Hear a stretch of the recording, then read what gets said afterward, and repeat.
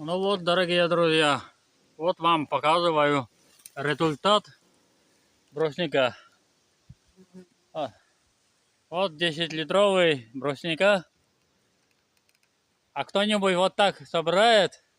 Это не руками, конечно.